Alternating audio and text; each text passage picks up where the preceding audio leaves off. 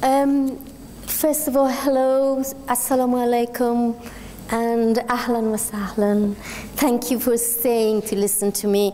I'm going to, I assume I've got a very hard task after coming after all these fantastic presenters and very structured presentations.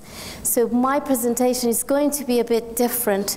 I have a lot of pictures and mainly visual illustrations, and I'm just hoping that I will be able to pass my message to you by going through these. Let me tell you what are the main things. There are three things which my presentation is based on. Learning, change, and time. One of the things that I have taken into account in my presentation is a bit different from what Dr. Ala introduced that. It's not really going to concentrate on culture, but I'm going to show that the time embeddedness of change and learning, and I'm bringing some ideas, philosophies from Sufism and Rumi here, and I am hoping that you will be able to get my main message. Now, the first slide I have, this is rhizome. And I'm sorry that you can't read the explanation, but rhizome is a form of plant, and it grows underground, and the roots grow. You can cut the top, but the roots carry on growing. So I am using the rhizome not only as a sort of physical thing to remember, but also as a metaphor. The metaphor in the sense that if you're talking about change, if you're talking about learning, then what are we changing? Are we changing the deep-rooted, deep-seated, what we call sedimented routines, or are we just changing the top bit? What is changing? What are we learning? So the other way that I am using rhizome is the fact that it has, I took the idea from two people called Deleuze and Guattari, and they wrote this book called A Thousand Plateaus. And in that, they very nicely explain, rhizome doesn't have a beginning or an end. It is and.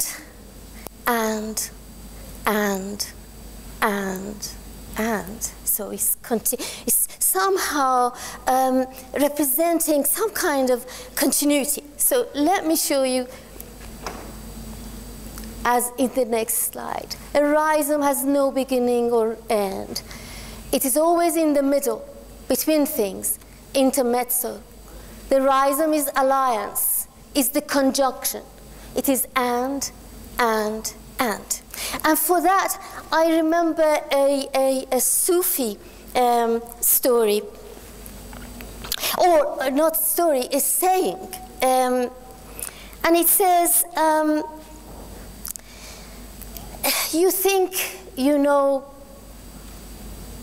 one, and for that, you think you know two, because 1 and 1 is 2. But one thing you need to pay attention to is that and, what connects the one and the other one. So that is, if you like, the basis of my, so learning, as I said, I'm trying to put all this in a time sort of context, a temporal context, past, present, and future, and not saying that past is separate from present or separate from the future, present separate from the future. So nostalgia in terms of what is good and what has been good in the past, and novelty in terms of what is seemed to be better in the future. But but what I'm also trying to convey to you is that most of these things are also just words. Okay, so we will get there. Now, I've put a poem from Omar Khayyam. And basically, if I want to translate what Omar Khayyam is saying in this poem, is the Latin word for carpe diem, seize the day. And he's telling us that maybe, you know, past is gone, present is just present, and it immediately will be past, and the future is unknowable. You don't know, we don't know. All we have in terms of future is an anticipated future, is an expected one, is the one that we like to have, the desired future.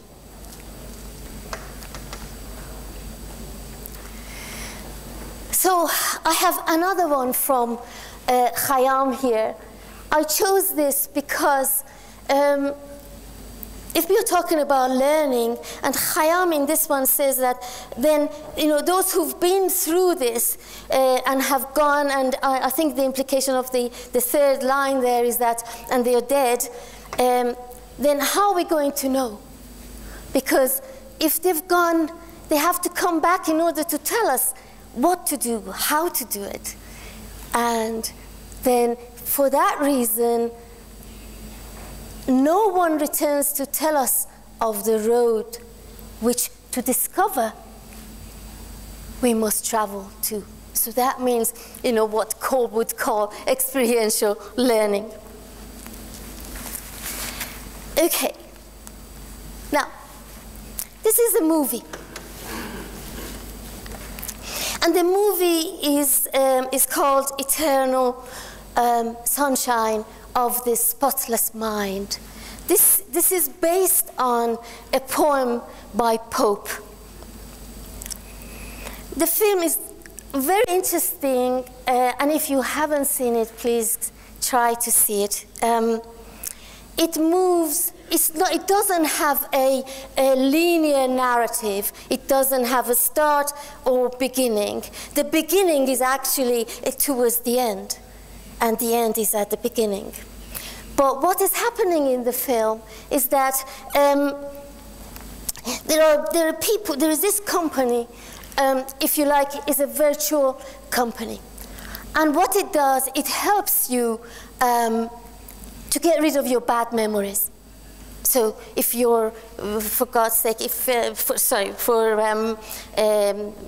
unfortunate reasons, for instance, your cat dies, you can go to this company and take all the things that belongs to your cat, and then they put these nodes on your head, and you forget all the good things that you know, and you come out of that as if you never had that memory. So in a way, the company erases your memory.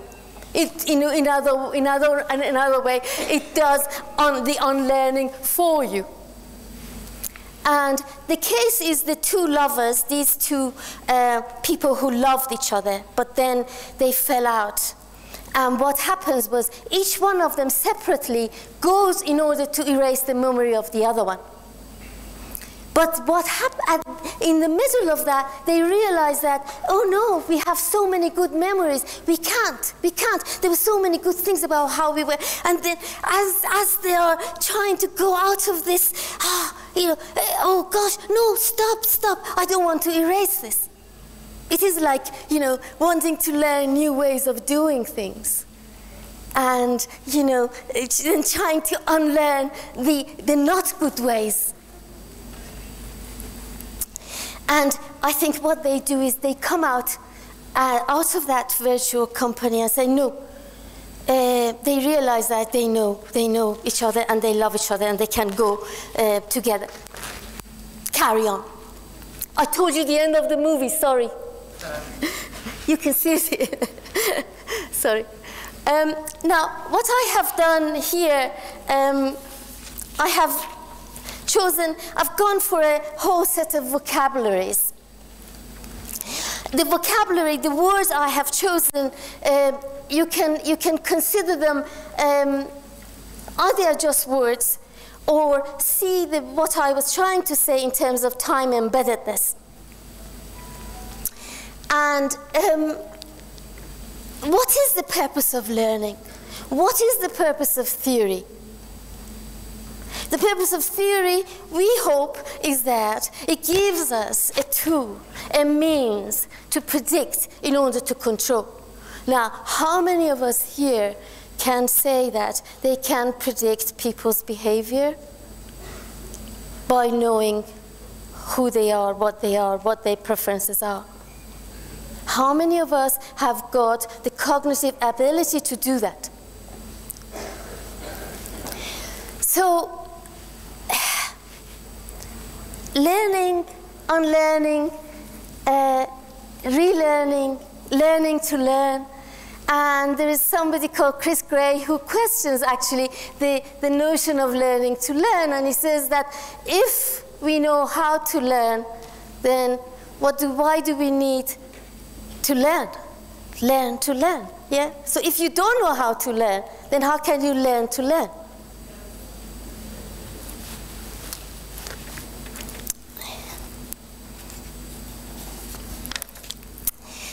Okay, I hope I am making sense to an extent, and I hope you realize that what I am saying, I am in a big dilemma. Part of me wants to say, yes, there is possible to learn, but part of me says, hello, if we're learning, what does it mean? How do I recognize it? How do I identify it if I don't have objective measures? And objective measures are objectified subjectivity. This is what I would say. 2 minutes? 5 minutes? 3 minutes. 3 minutes? 5 minutes? Oh, negotiation, as we were said before. Okay. Now, I have gone to Rumi here. I leave that for you if you can see, read it, and think about it. But I liked the first two verses, i.e., what does not exist looks so handsome. So what we don't know is better than what we think. It sounds better.